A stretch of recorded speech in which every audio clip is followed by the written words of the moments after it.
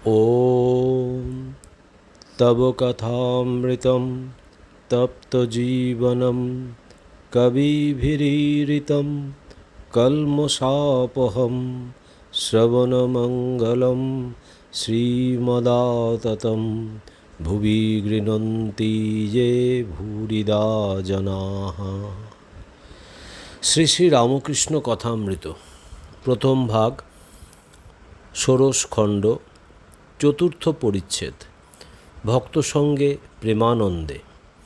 এই সকল কথা হইতেছে, এমন সময় ডাক্তার তাহাকে দেখিবার জন্য আসিয়া উপস্থিত হইলেন ও আসন গ্রহণ করিলেন। তিনি বলিতেছেন, কাল রাত 3টে থেকে আমার ঘুম ভেঙেছে। কেবল তোমার জন্য ভাবছিলাম, পাছে ঠান্ডা লেগে থাকে, আরও কত কি ভাবছিলাম। শ্রীরামকৃষ্ণ: কাশি হয়েছে, টাটিয়েছে, শেষ রাত্রে এক মুখ জল, আর যেন কাঁটা বিঁধছে। ডাক্তার: সকালে সব খবর পেয়েছি। মহিমাচরণ তাহার ভারতবর্ষ ভ্রমণের কথা বলিতেছেন। বলিলেন যে লঙ্কাদ্বীপে লাফিং ম্যান নাই। ডাক্তার সরকার বলিলেন, তা হবে, এনকোয়ার করতে হবে। সকলের হাস্য। ডাক্তারি কর্মের কথা পারিল।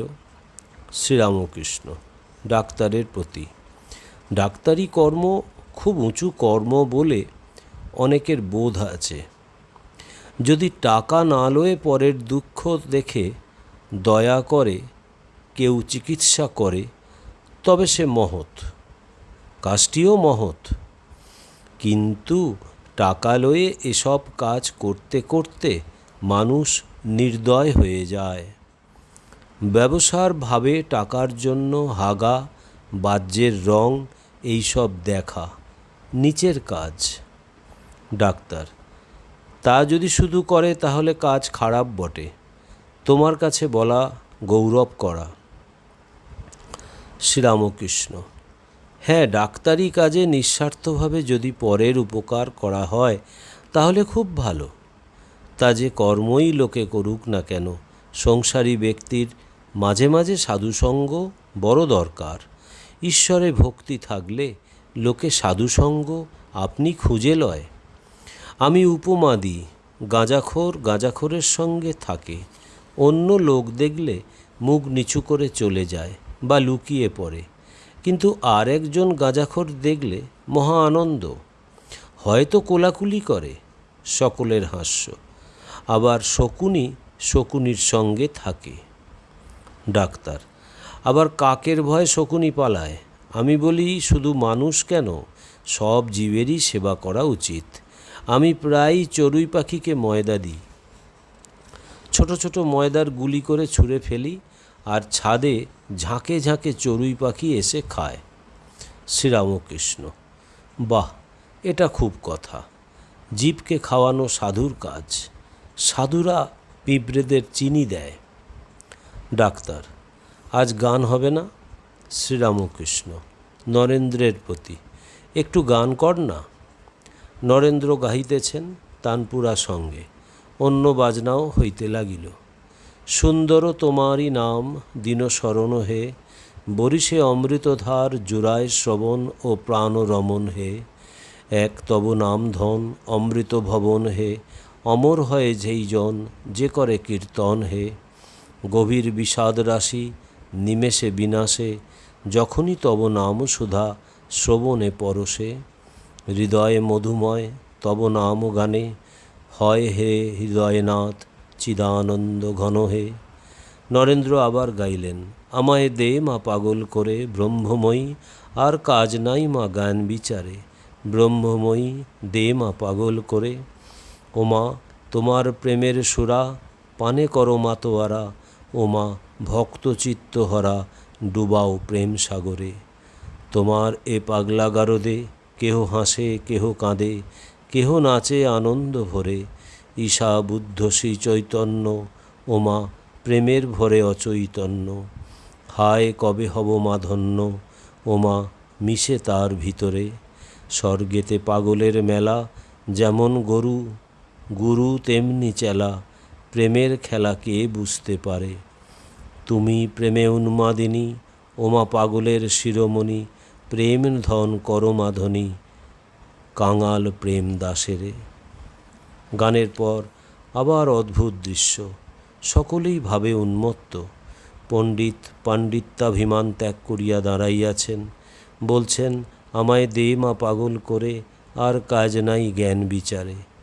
বিজয় সর্বপ্রথমে আসন ত্যাগ করিয়া ভাবন্মত্ত হইয়া দাঁড়াইয়াছেন, তাহার পরে শ্রীরামকৃষ্ণ।